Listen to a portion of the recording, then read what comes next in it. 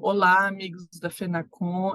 Estamos retomando a programação do FENACON no Congresso Nacional. Hoje estou recebendo o nosso diretor legislativo, Diogo Chamun, para falar um pouco o que aconteceu essa semana lá no Congresso Nacional. Bom dia, Diogo. Bom dia, Daiane. Bom dia, uma saudação ao pessoal que nos acompanha. Bem, Diogo, essa semana o Congresso Nacional retomou seus trabalhos legislativos.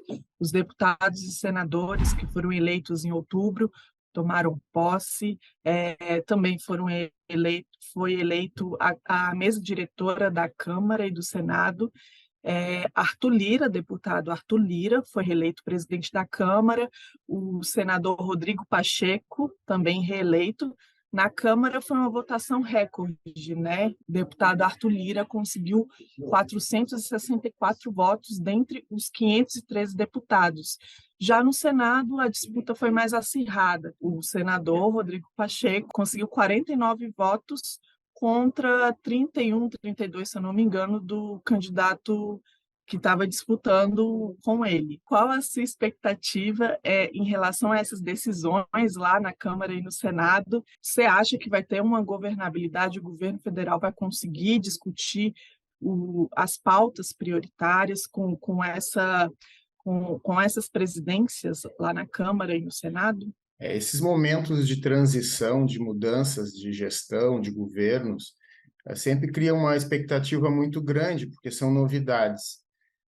Nós tivemos em outubro a eleição ali do Congresso, Câmara e Senado, percebemos uma tendência de renovação, muito para o lado mais da direita, né? Apesar de o governo federal, a decisão ter sido extremamente apertada, né? Mas com a vitória do presidente Lula, que é de esquerda, então há uma expectativa muito grande. Mas acredito que o presidente Lula, ele já teve uma vitória a partir do momento que conseguiu a reeleição, ou se deu a reeleição das duas casas. No Senado ficou muito bem desenhada, né, essa disputa, até o resultado mais acirrado demonstra isso, da polarização que se dá no Brasil hoje. Então, se tinha, de um lado, o Rodrigo Pacheco, com apoio do presidente Lula, e do outro, o Rogério Marinho, com apoio do pessoal da turma da direita. Então, eu acredito que o presidente Lula já sai fortalecido desse primeiro momento, mas há uma curiosidade muito grande, porque o governo já colocou algumas pautas prioritárias, ele tem já uma posição diferente no sentido do governo anterior, mais Estado, mais serviço, enquanto o outro governo era mais liberal, mais iniciativa privada. Então, a expectativa é grande. A gente sabe que o presidente Lula é muito habilidoso nas negociações, mas o momento do Brasil é decisão, né? Houve nos últimos anos, não só nesta eleição, mas ele vem de uma polaridade, uma bipolarização muito grande. Então, às vezes, os interesses da nação podem ficar, e têm ficado em segundo plano nas negociações de votação. Acompanhando as falas tanto do governo federal como dos presidentes da Câmara e do Senado, a gente vê que a prioridade é a reforma tributária. O líder do governo ontem anunciou que o governo pretende enviar uma proposta de reforma tributária ao Congresso já em abril. Diogo, qual a sua expectativa? Explica para nós o que já está sendo discutido lá, os projetos que já estão sendo discutidos sobre a reforma tributária e o que você acha que o governo vai propor lá no Congresso Nacional com relação à reforma tributária. Esta pauta, ela é muito antiga, né? Ela transcende o governo anterior do presidente Bolsonaro e é um debate permanente, debate permanente no Congresso. E não é diferente com esse novo governo que assume, que já externou e já posicionou de ser uma pauta prioritária. Agora, que reforma é essa? A gente vem acompanhando, basicamente, as duas PECs, a do Senado, que é a 110, e a da Câmara 40, que é a 45, a gente vem acompanhando os debates, elas se convergem em muitos temas, tem algumas diferenças, o conceito é muito parecido. Agora, o que tem que ficar muito bem evidenciado e seguir por este rumo o Brasil precisa simplificar os processos tributários, o Brasil não pode elevar a carga tributária. A gente sabe que o momento é complicado para uma redução de carga tributária, a sociedade já entendeu isso, não está se exigindo isso neste momento. Agora, a simplificação, ela é urgente e ela tem que ser o carro-mestre, tem que ser a chave-mestre dessa discussão, porque o Brasil tem hoje uma complexidade na sua legislação tributária incomum.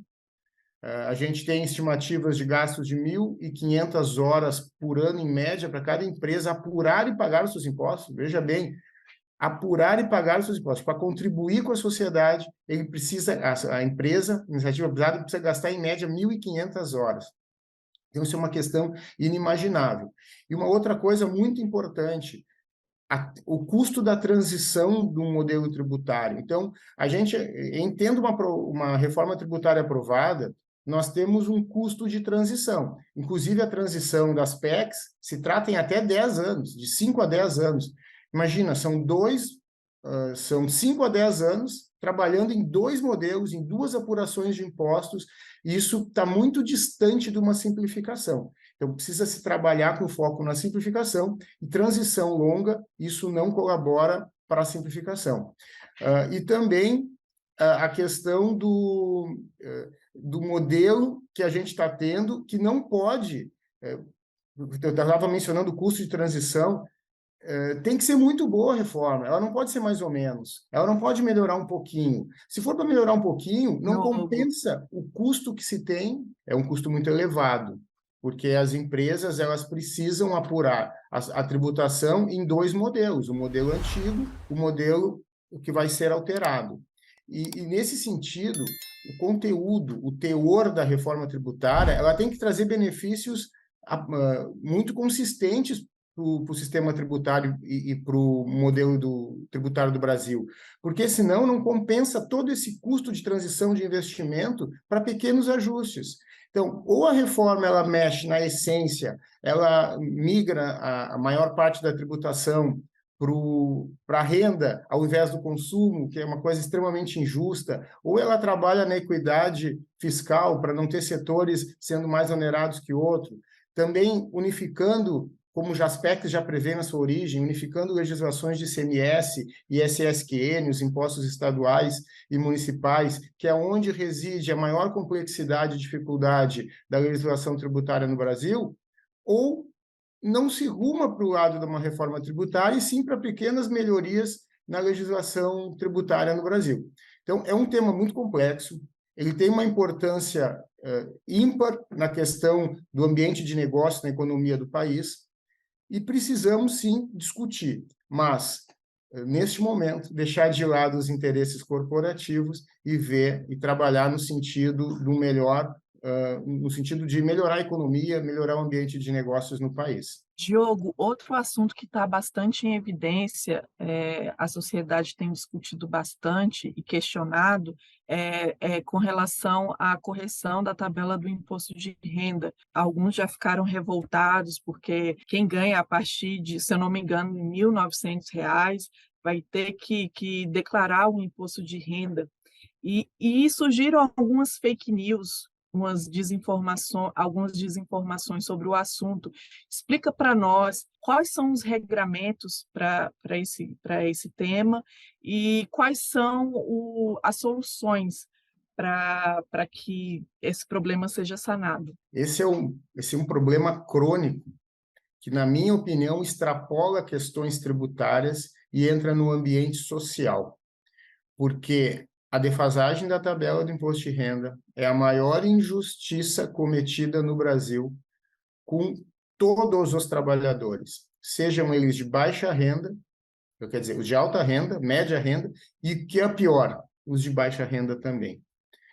Desde abril de 2015, qualquer trabalhador que ganha acima de R$ 1.903 ele está sujeito a pagar imposto de renda pessoa física.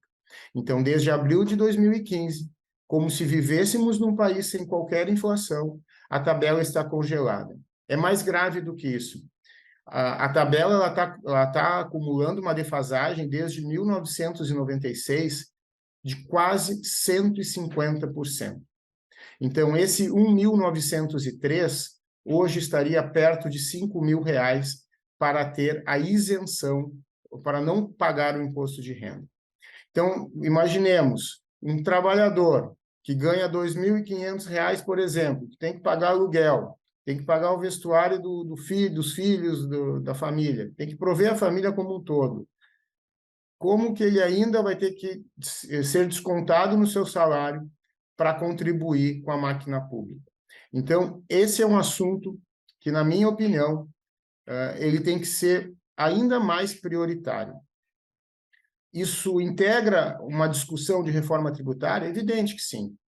Mas a gente está falando aqui de uma reposição de perdas inflacionárias. Deveria ser muito mais simples que discutir a legislação tributária no Brasil.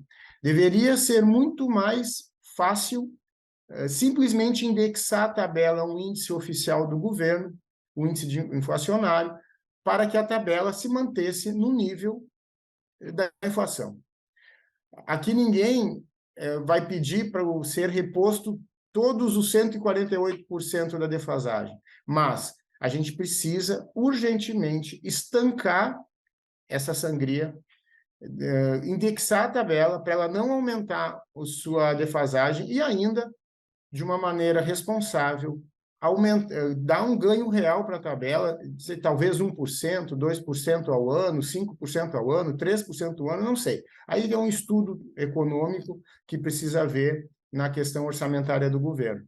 Mas este tema, assim como a defasagem da tabela do Simples Nacional, são questões que não é crível que a gente precise mobilizar Congresso, votar projetos de lei para simplesmente repor os índices inflacionários. Esta é uma bandeira antiga do sistema FENACON, da FENACON, nós precisamos sensibilizar os legisladores que esse tema ele tem que ser mais simples do que é. Não podemos admitir que o governo fale em renúncia fiscal quando se atualiza uma tabela, o índice inflacionário. A reposição da inflação, ela acontece em todos os segmentos, contrato de aluguel, contrato de trabalho, contrato de prestação de serviços, contratos com o governo. Qualquer preço no Brasil hoje, ele sofre o efeito inflacionário e ele tem a sua reposição. Por que que a tabela que calcula o imposto sobre esses rendimentos também não é atualizada? Então, Daiane, este caso, ele deveria sair do discurso. E aqui eu vou fazer uma referência que não há partido, não há linha ideológica. Todos os governos que passam, todos os vieses políticos que assumem o governo, eles discursam e não tiram do papel. É uma questão que chega a ser até revoltante. O silêncio das autoridades aumenta a arrecadação. O fato de não propor o aumento da tabela aumenta a arrecadação. É um silêncio muito cruel e um silêncio que traz uma consequência muito danosa para a sociedade e também para a nossa economia. Perfeito, Diogo. Muito obrigada pelas explicações, análises bastante minuciosas. E a todos que nos assistem, agradeço. No próximo programa, a gente traz mais novidades lá do Congresso Nacional. Até a próxima.